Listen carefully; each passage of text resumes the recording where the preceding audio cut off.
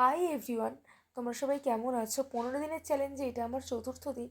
তো আজকেও সকাল সকাল এসেছি ছাদের উপরে এক্সারসাইজ করবো বলে। আর আজকে বেশ কয়েকদিন পর ভালোভাবে একটু রোদ উঠেছে। তো মোটামুটি সকাল সকাল এক্সারসাইজ করাটা বেশি ভালো বলে আমার মনে হয়।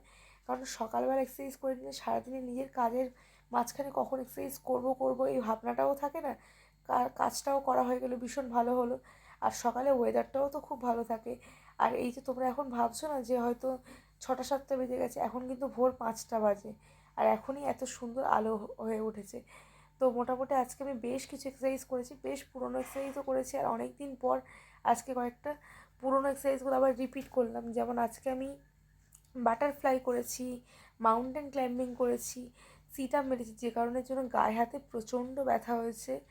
তো তোমরা আমাকে একটা জিনিস কমেন্ট করে কিন্তু প্লিজ জানিও, বিষয়টা হলো তোমাদের আগের ভিডিওগুলো বেশি ভালো লাগতো নাকি এখন আমার এই এক্সারসাইজের ভিডিওগুলো বেশি ভালো লাগছে। তোমরা কিন্তু কমেন্ট করলে আমারও ভীষণ ভালো লাগে। তো আজকে আমি বেশ কিছুক্ষণ দৌড়েওছি। তো বেশ গা হাত পায়ে ব্যথা হচ্ছে মানে কাজ হচ্ছে, এটা তো পুরোপুরি শিওর। তো দেখা যাক আমি কতদিন চ্যালেঞ্জটাকে কন্টিনিউ করতে পারি।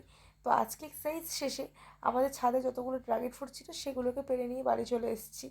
তো আজকের ভিডিওটা এইটুকুই, দেখা হচ্ছে পরের ভিডিওতে। কীরকম লাগলো ভিডিওটা প্লিজ তোমরা কিন্তু কমেন্ট করে অবশ্যই জানিও। টাটা।